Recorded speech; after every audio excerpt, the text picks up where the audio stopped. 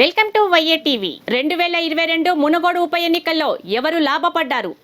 ప్రధాన రాజకీయ పార్టీలు ఇచ్చిన హామీలు నెరవేరినట్టేనా? సమస్యల వలయంలో చిక్కుకున్న మునుగోడు నియోజకవర్గంలో ఉప ఎన్నిక ద్వారా అనుకున్న ఫలితాలు వచ్చాయా? వాగ్దానాలతో ప్రచారం చేసిన అధికార పార్టీ ఎమ్మెల్యేలు, ఎంపీలు, మంత్రుల మంత్రదండాలు ఏ మేరకు ప్రజా శ్రేయస్సుకు ఉపయోగపడ్డాయి? రానున్న సార్వత్రిక ఎన్నికల్లో గెలుపోటములు ఏ రకంగా ఉండబోతున్నాయి? ప్రజల తీర్పు ఎటువైపు? ఈసారైనా మునుగోడు గోడుని వినేదెవ్వరు? ఇదే అంశంపై వైఏ టీవీ స్పెషల్ ఫోకస్. కాంగ్రెస్ పార్టీకి రాజీనామా చేసిన కోమటిరెడ్డి రాజగోపాల్ రెడ్డి బీజేపీలో చేరడంతో అనివార్యమైన మునుగోడు ఉప ఎన్నిక ప్రధాన పార్టీలన్నిటికీ ఒక సవాలునే విసిరింది. అయితే అన్ని పార్టీలకు రాజకీయ భవిష్యత్తును చూపే మునుగోడు ఉప ఎన్నిక ప్రజలకు శాశ్వత పరిష్కారాలు చూపకుండానే తాత్కాలికంగా తాయిలాలు ఇచ్చి మభ్యపెట్టే ప్రయత్నం చేసి విజయం సాధించాయనడంలో ఎలాంటి అతిశయోక్తి లేదనిపిస్తోంది. రాజకీయం అంటే ప్రజల బాగోగులను గుర్తించి ప్రజల కోసం భవిష్యత్తు ప్రణాళికను రచించే విధంగా ఉండాలి. మునుగోడులో ఇది మచ్చుకైనా కానరాలేదు.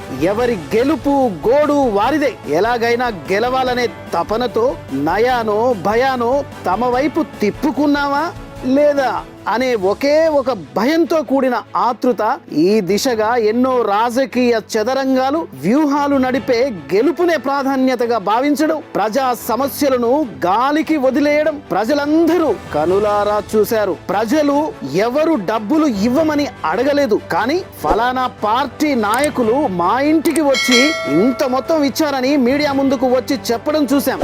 అధికార పార్టీయే తమ యంత్రాంగాన్ని మంత్రాంగాన్ని అంతా మునుగోడులో కేంద్రీకృతం చేసి ప్రజలను అన్ని రకాలుగా మభ్య పెట్టిందనేది మిగతా పార్టీల ఆరోపణ.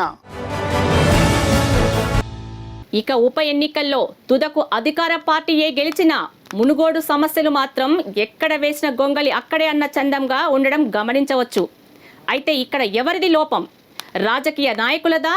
ప్రలోభాలకు లొంగి ఓటు వేసి గెలిపించిన ప్రజలదా? లాభపడ్డది ఎవరు? పార్టీలు బలవంతాన డబ్బులు ఇచ్చినా తీసుకున్న పాపానికి గెలిచిన నాయకుల్ని సమస్యలపై అడిగే ధైర్యం ఓటర్లకు ఉందా?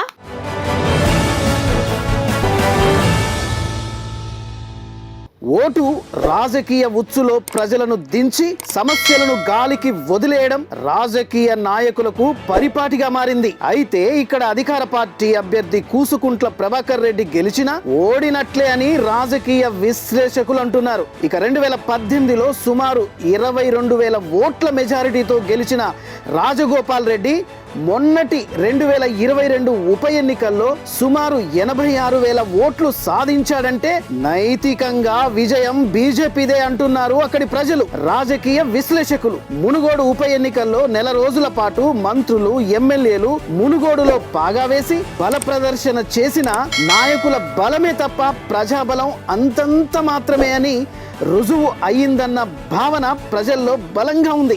రాబోయే ఎన్నికల్లో మునుగోడు ప్రజలకు టిఆర్ఎస్ పార్టీ నుండి బిఆర్ఎస్ పార్టీగా రూపాంతరం చెంది ఇచ్చిన వాగ్దానాల అమలు అధికార పార్టీ నెరవేరుస్తుందా? మునుగోడు నియోజకవర్గాన్ని కేటీఆర్ దత్తత తీసుకున్నంత మాత్రాన ఆ ప్రాంతం ఏ విధంగా అభివృద్ధి చెందుతుంది అనే దానిపై ప్రజల్లో ఇంకా అనుమానాలు మిగిలే ఉన్నాయి. ఇక రాబోయే ఎన్నికల్లో కోమటిరెడ్డి రాజగోపాల్ రెడ్డి వ్యక్తిగత ఇమేజ్, నియోజకవర్గ పరిధిలో అమలవుతున్న కేంద్ర ప్రభుత్వ పథకాలు ప్రజల్లోకి తీసుకెళ్లగలిగితే విజయం రాజగోపాల్ రెడ్డిదే అంటున్నారు రాజకీయ మేధావులు. ఈసారైనా ఎటువంటి ప్రలోభాలకు లొంగకుండా ఓటు వేసే ప్రజలదే నిజమైన విజయమని, ప్రజా సమస్యల పట్ల రాజకీయ నాయకులను నిలదీసే హక్కు కూడా ప్రజలదే అన్న విషయం ఎవరూ మరవకూడదు. వచ్చే సార్వత్రిక ఎన్నికల్లో మునుగోడులో ఏం జరుగుతుందో వేచి చూద్దాం. ఇది ఇవాల్టి స్పెషల్ ఫోకస్. మరొక స్పెషల్ ఫోకస్తో మళ్ళీ కలుసుకుందాం. అప్పటి వరకు చూస్తూనే ఉండండి వైఏ టీవీ.